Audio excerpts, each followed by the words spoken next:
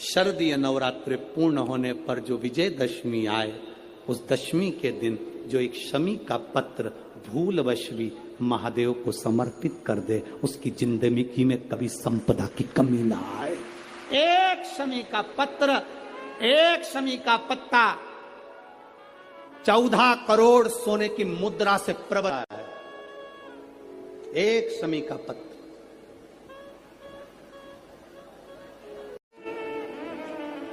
बरतंतु कौत्स से कहे मुझे 14 करोड़ सोने की मुद्रा चाहिए। गुरु परीक्षा लेता है।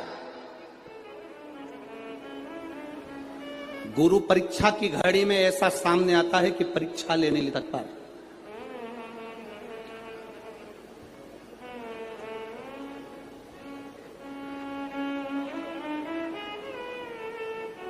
ली परीक्षा, 14 करोड़ सोने की मुद्रा। कौत्स गया तुरंत राजा रघु के पास। राजा रघु से कहा, महाराज 14 करोड़ सोने की मुद्रा मेरे गुरु जी को देना है, मैं ब्राह्मण का बालक हूं, आप दे दो। राजा रघु ने कहा 14 करोड़ सोने की मुद्रा देने के लिए मना नहीं, पर मैंने अभी यज्ञ करा था, उस यज्ञ में मैंने सोने की मुद्रा सब संतों को, ब्राह्मण जन को बांटी है।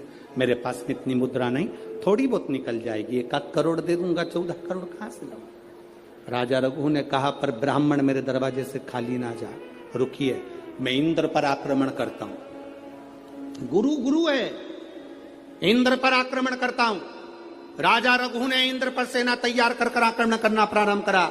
इंद्र का सिंहासन डोलने लगा। इंद्र दौड़ते दौड़ते भगवान ब्रह्मदेव के पास में गए। राजा रघु इंद्र पर आक्रमण कर रहे हैं, इंद्र लोक पर आ रहे हैं, क्या करा जाए? एक बच्चे को 14 करोड़ सोने की मुद्रा चाहिए, गुरु ने मांगी है, इसलिए लेकर जा रहा है। उसको 14 करोड़ स्वर्ण मुद्रा, हाँ 14 करोड़, हाँ क्या करें?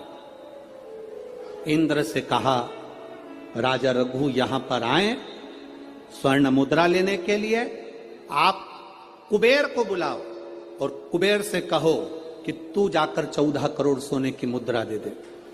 कुबेर को बुलाया। कुबेर शमी का एक पत्ता तोड़ा। शमी का एक पत्ता कुबेर ने तोड़ा और पृथ्वी पर आकर शमी के पत्ते को तोड़कर कौत्स को दे दिया। कौत्स, ये शमी का पत्ता ले। कौत्स ने कहा, मुझे 14 करोड़ स्वर्ण मुद्रा चाहिए, ये पत्ते का क्या करूंगा? 14 करोड़ मुझे स्वर्ण मुद्रा चाहिए, इस पत्ते का क्या करूंगा? तब कुबेर ने जो पत्ता दिया और कौत्स से कहा कि यह बर्तन तू महर्षि को ले जाकर दे देना, वह महर्षि समझ जाएंगे इस पत्ते में क्या है। बर्तन तू महर्षि के पास में एक शमी का पत्ता ले जाकर कौत्स ने दिया। कौत्स ने जैसे ही दिया, बर्तंतु ने उस पत्ते को अपने सिर से लगा लिया और जान गया ये मेरे महादेव का शमी का पत्र है। एक पत्ते में 14 करोड़ सोने की मुद्रा का फल होता है।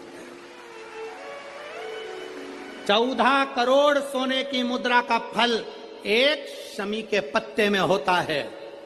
तुरंत बर्तंतु महर्षि ने शंकर की आराधना कर कर शिव जी से हाथ जोड़कर प्रार्थना करी, बाबा प्रकट हो।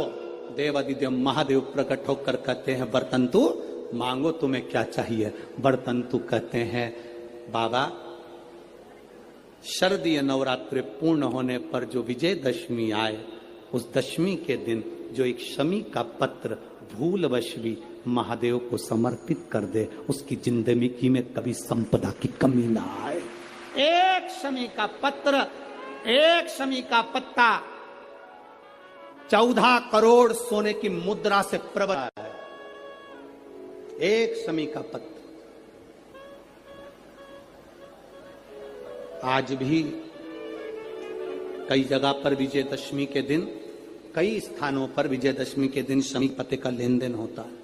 शमी के यहाँ होता है कि नहीं होता हमको स्मरण नहीं है, महाराष्ट्र में तो, पर कई जगह पर होता है। यहाँ पर भी शमी का जो पत्र होता है, विजयदशमी के दिन लोग देकर उसको प्रणाम करते हैं, माता पिता को नमन करते हैं। क्यों?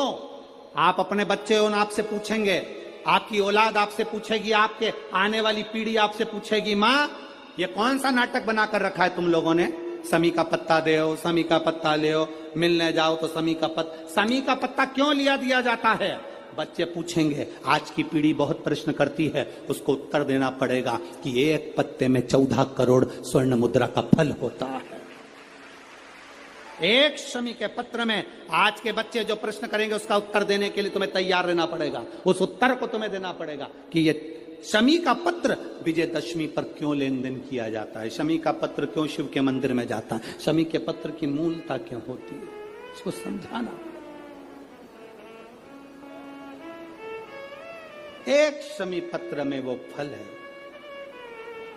और केवल यही नहीं, शमी के वृक्ष के नीचे, बेलपत्री के वृक्ष के नीचे अगर भूल से भी बच्चा, बूढ़ा, कोई व्यक्ति एक पार्थिव शिवलिंग का निर्माण कर लेता है, भूलवश भी उस पे जल समर्पित कर देता है, भूलवश भी उसके भाव से पुष्प या शमी पत्र या बेलपत्र भी चढ़ा देता है, तो वो इस संसार में कहीं ना कहीं सुख भोगता ही है, उसके जीवन में दुख नहीं। शमी पत्र की मूलता, जो दिया अखंड जलता है उसकी बाती का मुख दक्षिण का नहीं होना चाहिए।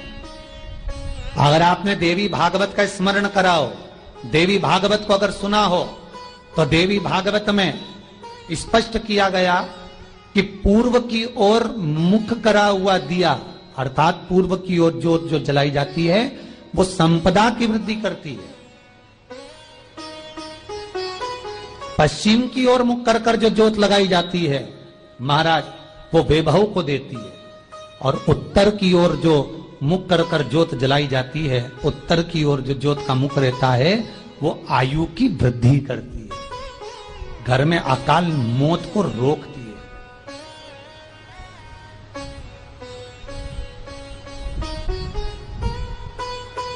नवरात्रे का जो भाव तत्व है उसको भी अच्छे से समझ लेना।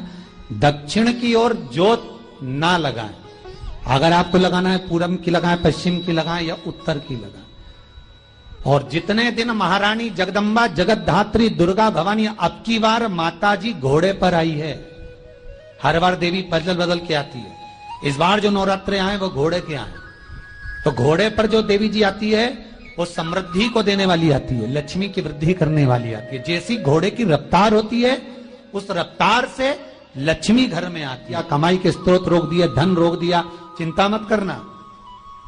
मेरी मां जगत जननी दुर्गा भवानी अब की बार घोड़े पर आई है, साल भर में इतना धन दे देगी कि आपने पीछे के 4 साल में नहीं कमाया होगा, इतनी मेरी मां भंडार भर देगी। ये घोड़े पर आई है, कोई साधारण